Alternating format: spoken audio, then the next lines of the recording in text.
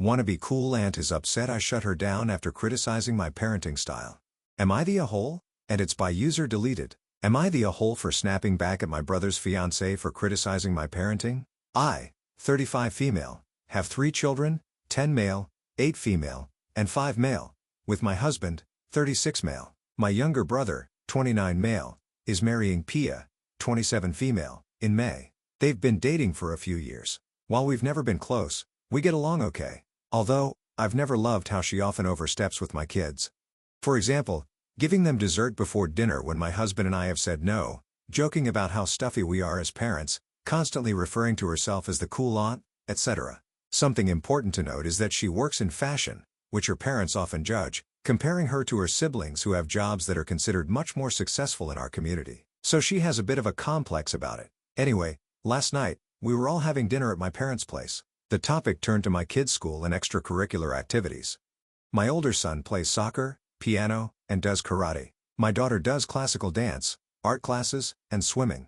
And my younger son does classical singing and basketball. They all have extra math classes once a week. For context, I regretted my parents for not putting me in any activities when I was younger and don't want my kids to feel the same.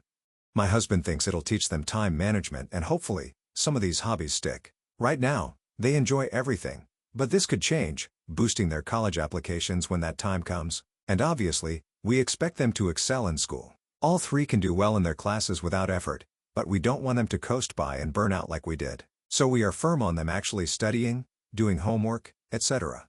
So anyway, my daughter is talking about which classes she has which day and Pia says something like, "Wow, I can't believe you keep them so busy. They're just kids." My husband is like, "Yeah, it's important to be well-rounded." Then later my son is talking about how much he studied for a math test, and Pia goes, "It can't have been that important though. You're 10. You should tell your parents to let you relax." At this point, I get a little pissed. So I'm like, we want them to build good habits so that they can actually be successful in the future. When you have kids, if you want to raise them to fail, that's up to you. At this, she got really upset and left the room. I guess she thought I was implying that she was a failure, which was not my intention. My brother was pretty mad and thought I was being unnecessarily harsh and that I should have known how sensitive she is about this topic. My parents agreed, saying that I didn't need to take what she said so seriously. My husband disagrees and says that she doesn't have any place to tell us how to raise our kids. And maybe this will stop her from constantly giving us her 2 cents on something she doesn't have any experience with. I don't know. I feel bad for upsetting her because I never meant to insult her profession with my comment, but at the same time, I do kind of feel like she had it coming for our constant criticisms of our parenting. Am I the a-hole? Well, OP, I'm gonna separate topics here. One is your sister-in-law's unwarranted opinions and the other is your parenting style. Regarding your sister-in-law's comments, I think that everybody sucks or you're kinda not the a-hole for just, having enough of it. Whatever opinion she's got regarding your parenting style, she can bring to you, but she shouldn't be doing it directly to your kids. That's just rude. And regarding your parenting style, you might want to be careful. They are your kids, of course, and you get to raise them however you want as long as you don't abuse them. But it is my opinion that so many extracurricular activities aren't good for kids. They need time to be bored. They need time to invent games to be by themselves and not have every single moment of their days planned out. From what I understand, it's those moments where kids are bored when they come up with games that they actually develop creativity, where creative problem solving actually comes from. And that is so important for a well-rounded adult like the ones you want to raise. What do you guys think? Let me know in the comments section, and now let's move on to the community comments. Unlovely Lady Bartleby says, "Everybody sucks here. It's not our place to criticize and she sounds very annoying. I have set boundaries too. But oh my god, your kids are very much overscheduled. If you regret not being put in activities, go take a pottery class or learn the trumpet or something. Don't live vicariously through your kids by giving them burnout before high school." Consistent Leopard 71 says, "You're the a-hole. Your kids are seriously overscheduled. Do they have any downtime? You can teach time management without overwhelming your kids with activities. Also, your comment was unnecessarily and intentionally cruel." And Scrollgirl24 says, "Everybody sucks here." Yes, she's overstepping. She also has a point though. Balance is important for healthy development. I had one friend like this in middle school.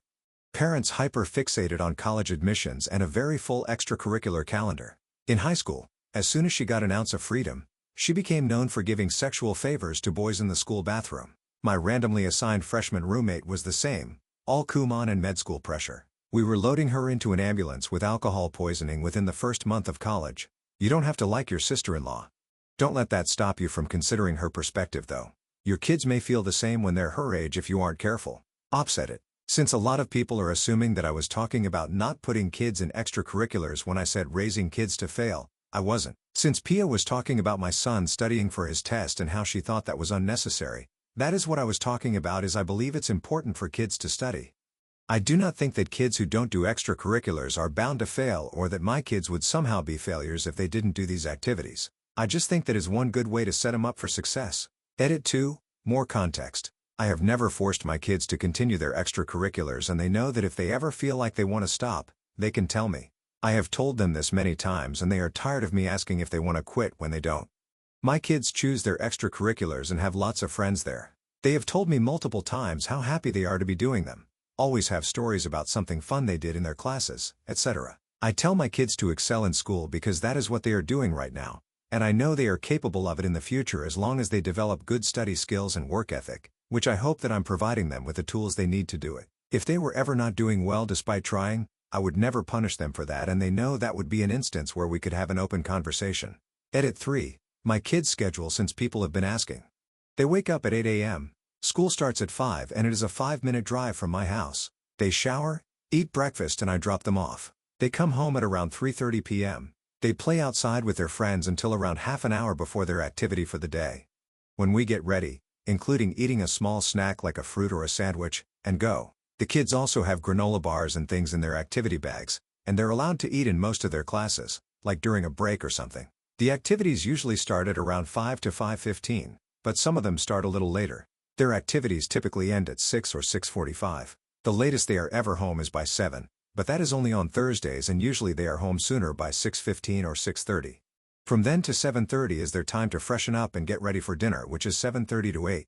At dinner, we watch something they want as a family, an episode of the show they like or something like that. 8 to 9, they do homework. This isn't an everyday thing. If they don't have homework, it's more free time. My older son likes to do extra homework and is a bit of a perfectionist, so he usually likes to use up that time. I've told him multiple times he doesn't have to. The younger two rarely have much to do, especially my younger son who never has homework, just a monthly choice board with some fun activities. So they will usually just sit with their brother, goof around, talk or whatever, sometimes bother him a bit, lol. Sometimes, I will let them watch TV or something, especially my daughter who is older, or sometimes if they didn't have too hectic of a day, I'll ask them to help out with some chores. Yes, they have an allowance, or they will be doing music practice or something like that until around 9:15. They'll just be all together, then they brush their teeth and off to bed at 9:30 p.m. In the weekends, sometimes there are games or recitals in the morning. If not, then they spend that time practicing. Then on Saturdays, they have afternoon classes until about 4. After 4, we usually set them loose and they play outside getting their unstructured playtime, or we have play dates set up.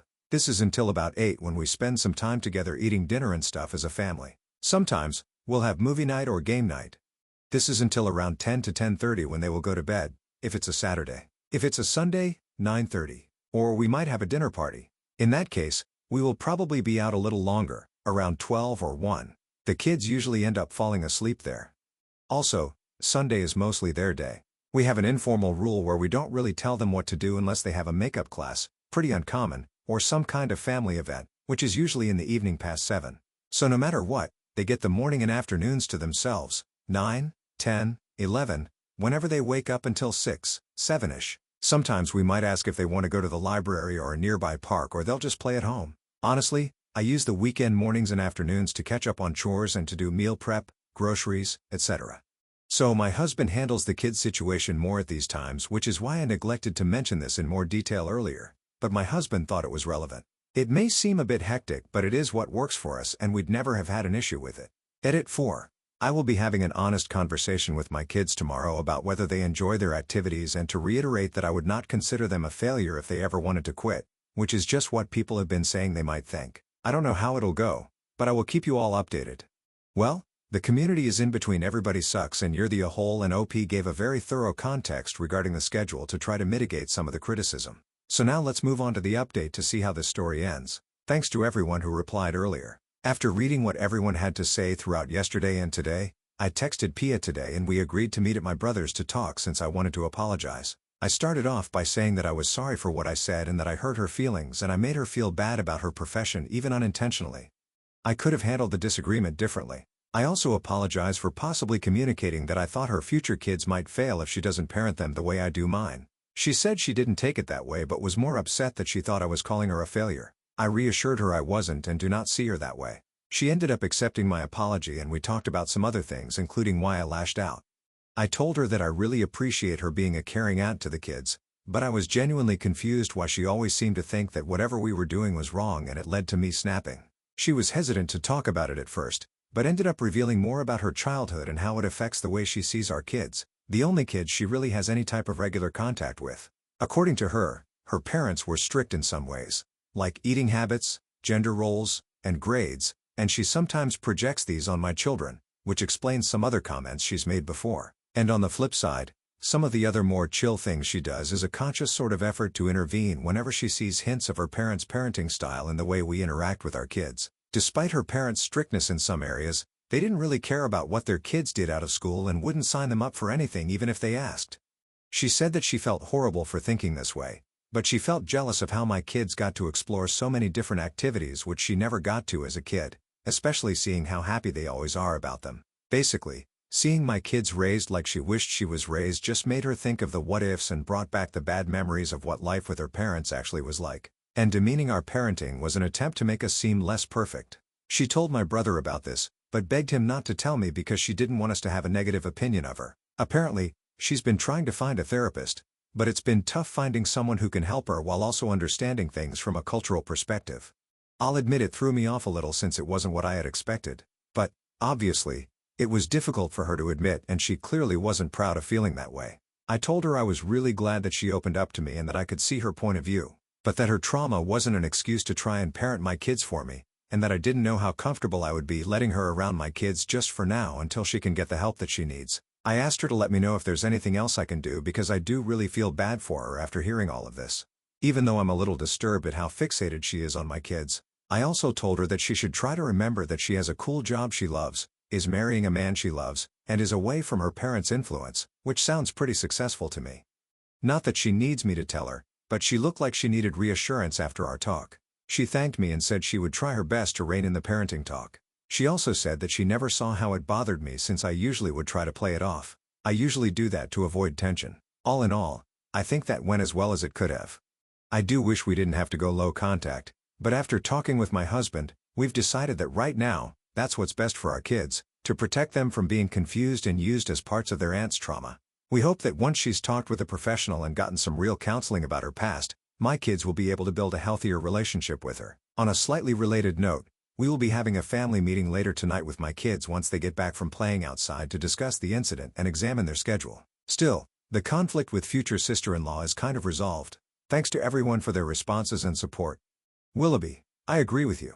As you said, it went as well as it could have, and you gained more insight as to why your sister-in-law was behaving the way she was. Think you're in your husband's resolution to go no contact with her until she has a grasp or starts handling this issue is the best choice for your family. So here's wishing you the best in the future, OP. Thanks so much for sharing and take care.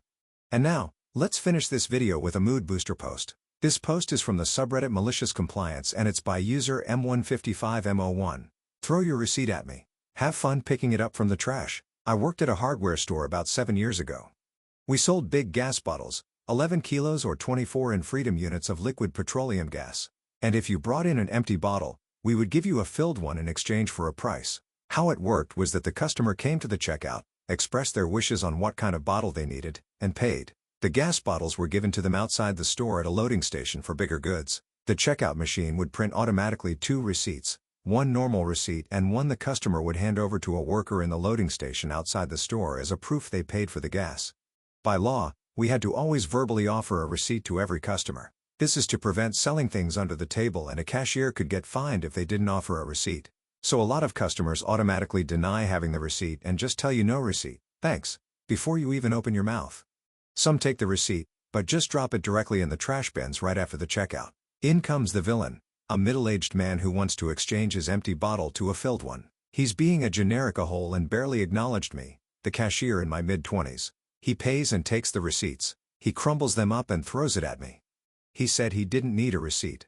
Working in customer service was not a peak career point, and as every sane person knows, customers are often wrong.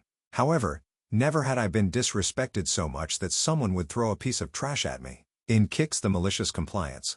I knew the dude needed the receipt to get what he paid for, so I took the receipt ball he made me, dropped it quietly to the big trash bin next to me, and started helping the next customer in line. The disrespectful man took a few steps away, realized his mistake, and said he actually needs the receipt back. I was busy already with the next customer. So with the brightest smile and happy tone, I said, "Sure, it's in here," and handed the trash bin to him. Divine Justice had also arranged it so that we had cleaned the checkout floors quite recently and emptied the dust into the trash bin. He had to handpick his seat bowl from the middle of gray dust, old chewing gums, and whatever yucky stuff had ended up in the huge bin. I'm glad to say the a-hole turned a lot nicer and lost his demeaning attitude as he was shuffling through the trashes. Nicely done, OP.